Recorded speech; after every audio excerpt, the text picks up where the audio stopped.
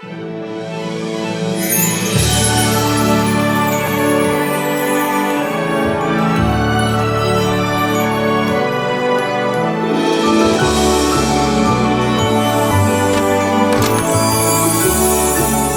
वर्ष 2022 की आप सभी को शुभकामनाएं। नया वर्ष मंगलमय हो।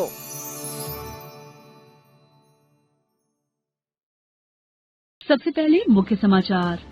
कपड़ों पर जीएसटी 5% बनी रहेगी। परिषद ने दरों में कोई बढ़ोतरी नहीं करने का फैसला किया। टीकाकरण के लिए किशोर कल से कर सकेंगे कोविन पोर्टल पर रजिस्ट्रेशन। प्रधानमंत्री नरेंद्र मोदी 2 जनवरी को मेरठ में खेल विश्वविद्यालय की आधारशिला रखेंगे और प्रदेश में कड़ाके की सर्दी से होगी नए साल की शुरुआत। अब समाचार विस्तार से। जीएसटी परिषद ने कपड़े पर वस्तु और सेवा कर जीएसटी की दर में कोई वृद्धि नहीं करने का फैसला किया है। इसकी दर 5% बनी रहेगी।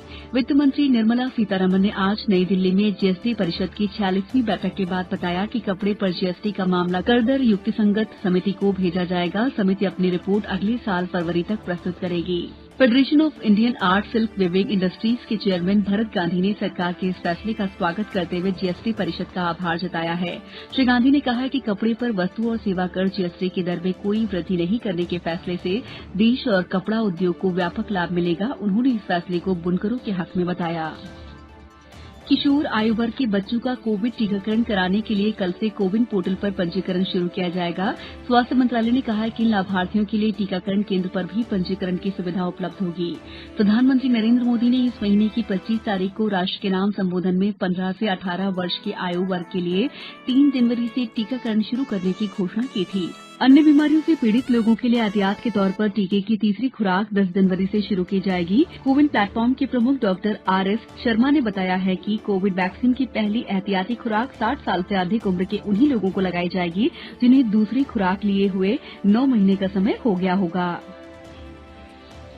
केंद्रीय पंचायत और ग्रामीण विकास राज्य मंत्री गिरिराज सिंह ने आज अनूपपुर जिले के पुष्पराजगढ़ विकासखंड के गांव कोहकापुर में रुर्बन मिशन के अंतर्गत किए जा रहे कार्यों का अवलोकन किया। उन्होंने राष्ट्रीय ग्रामीण आजीविका मिशन की अनूपपुर जिला इकाई द्वारा तैयार गोंडी पेंटिंग, काष्ठकला, स्थानीय उत्पाद और ऑर्गेनिक खाद की प्रदर्शनी का अवलोकन किया तथा उत्पाद की जानकारी प्राप्त की। इस दौरान जिला कलेक्टर सुश्री सोनिया मीना, जिला पंचायत मुख्य कार्यपालन अधिकारी हर्षल पंचोली, रुर्बन मिशन युवा सलाहकार अपूर्वा मिश्रा सहित अन्य जनप्रतिनिधिगण मौजूद थे। समाचारों में वक्त है ब्रेक का। कोविड-19 से बचाव और सुरक्षित रहने के 3 उपाय। मास्क लगाएं, 2 गज दूरी है जरूरी, सुरक्षित दूरी रखें, हाथ और मुंह साफ रखें। ब्रेक के बाद समाचारों में आपका एक बार फिर स्वागत है।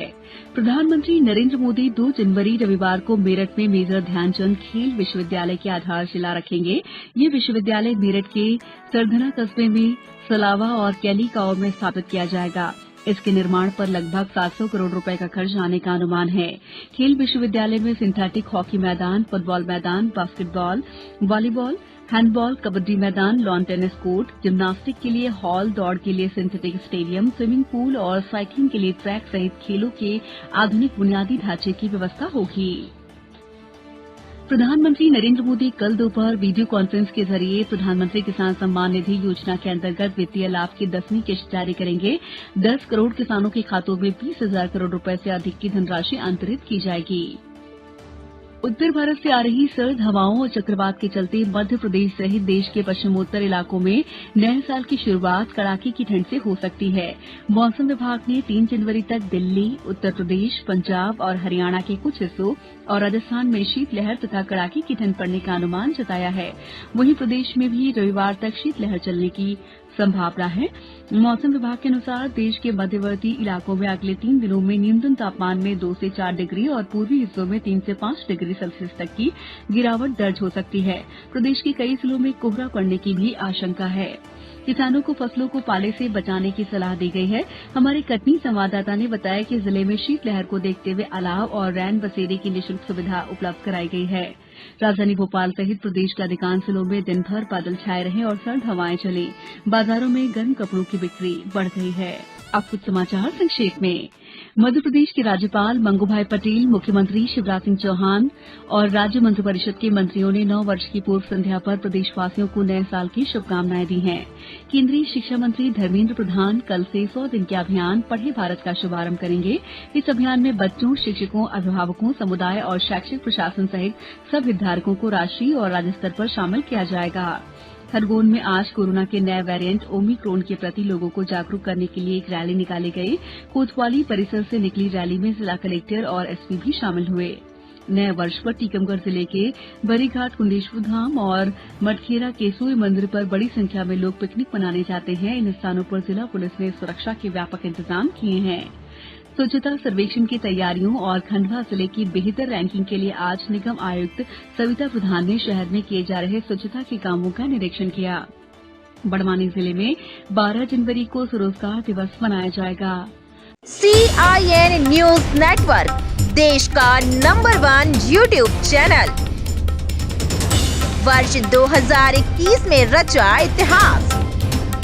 1 करोड़ से ज्यादा व्यूअर्स, 60 से ज्यादा देशों में है दर्शक, 2,50,000 घंटे का वॉच टाइम, 32,000 से अधिक सब्सक्राइबर्स। आप सभी के अभूतपूर्व स्नेह और आशीष का धन्यवाद।